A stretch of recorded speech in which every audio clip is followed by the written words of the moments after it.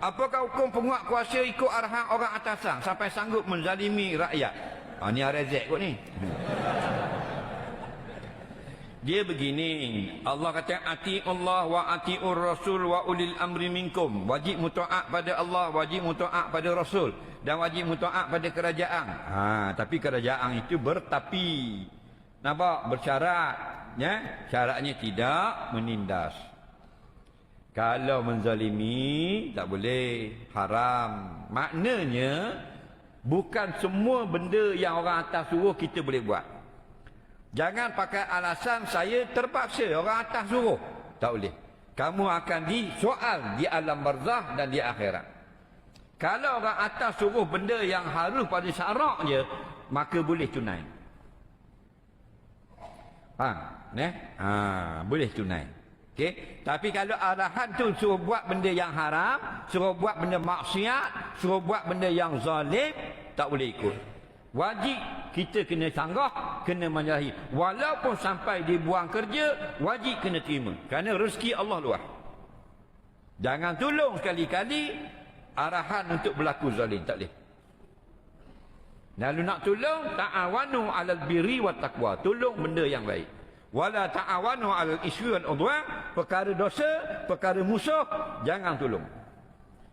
Atas alasan kerajaan, majikan suruh buat mendera rakyat. Atas alasan majikan kerajaan suruh dia menyusahkan rakyat, dia pergi buat, dia akan diazab dalam api neraka dengan majikan dia sekaligus.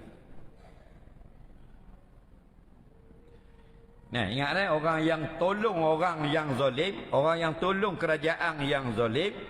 Kalau kerajaan yang suka berbohong, kita pergi kata betul-betul, duk benar pembohongan, tak boleh minum di kolam Kausar Nabi. Kata Imam Al-Qurtubi, kata Imam Ibnu Katsir, siapa yang tak diberi minum kolam Kausar, tanda masuk neraka. Nabi kata, saya kunu ba'di umara, lagi akan ada zaman aku, lepas zaman aku bila-bila nanti, kerajaan-kerajaan yakzibun, mereka bercakap bohong, wa yazlimun, wa nyanyi ke rakyat.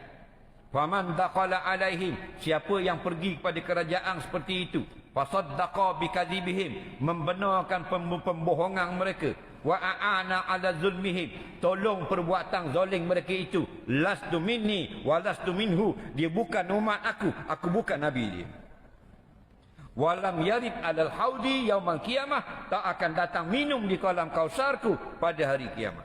Itu kena jaga. Tapi bukan semua benda kita kena lawang.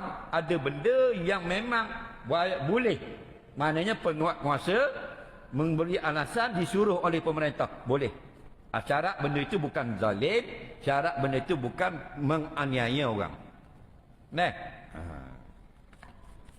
Batulah jangan duduk berasa nak jadi pemerintah. Kerana apa? Berat jadi pemerintah ni. Yang selamat ialah keadilan dia, Nabi kata. Kalau ada tak betul, balik awal. Kalau ada tak betul, balik awal.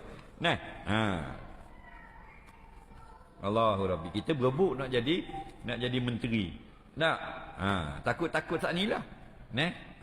Semua menteri hari kiamat dibangkitkan di padang mahsyar, tangan dia Nabi kata diikat pada leher, ikat di leher.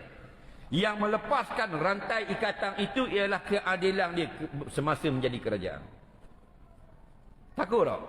Kita berebut, dakwah menteri 50,000 haji, mu nak fikir hadis Nabi. Tapi mesti kena ada fardu kifayah, kena ada pemerintah.